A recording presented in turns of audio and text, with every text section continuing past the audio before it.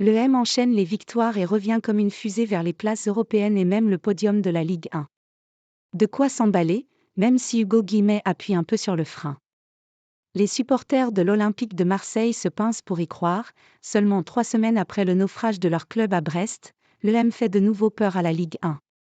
Revenu à 3 points du LOSC et de la 4e place qualificative pour le tour préliminaire de Ligue des Champions, l'équipe de Jean-Louis Gasset a retrouvé l'espoir de réussir une belle saison après avoir envisagé le pire. Comme à chaque fois que cela concerne l'Olympique de Marseille, on est vite passé de la dépression à l'euphorie, et ceux qui étaient prêts à virer Pablo Longoria ont désormais changé d'avis. Alors que l'OM se déplacera dimanche prochain à Rennes pour un vrai gros test supplémentaire en championnat, Hugo Guillemette estime qu'il ne faut tout de même pas crier au génie trop vite et que le calendrier a aussi rendu un gros service au club de Frank McCourt. L'OM va affronter des gros clubs en Ligue 1.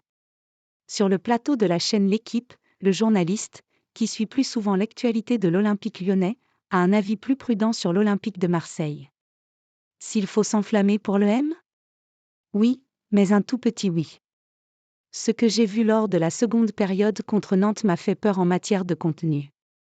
C'est vrai que l'entame de match, on a l'impression de retrouver un OM qui est emballant, celui de Tudor qui attaque sans arrêt, qui presse beaucoup. Mais ils ont vite été à court de carburant. Certes, ils ont joué jeudi, mais Nantes est une équipe très faible de notre championnat de Ligue 1 en ce moment, d'autant plus depuis l'arrivée de Gourvenec, et ils ont mis Marseille en danger pendant la seconde période. Ils auraient dû avoir un penalty, ils ont des occasions pour égaliser. Donc, je ne vais pas m'emballer tout de suite. On peut être rassuré pour l'OM, mais pas s'enflammer, car ce sont contre qui ces victoires en championnat ? Les entraîneurs, c'est 30% du foot et 70% il faut donner envie aux joueurs d'appliquer ces idées. À Lyon, Peter Bosz était très précis et avait des idées, mais il n'a pas convaincu ses joueurs. La grande force de Gasset, c'est sa capacité à convaincre ses joueurs d'appliquer ce qu'ils voulaient. Face à Rennes, Lille et le PSG, ils ne pourront pas leur rouler dessus physiquement, et c'est là que je suis un peu plus inquiet, notamment face aux flèches offensives de ces clubs, a précisé Hugo Guillemette après la victoire marseillaise contre Nantes.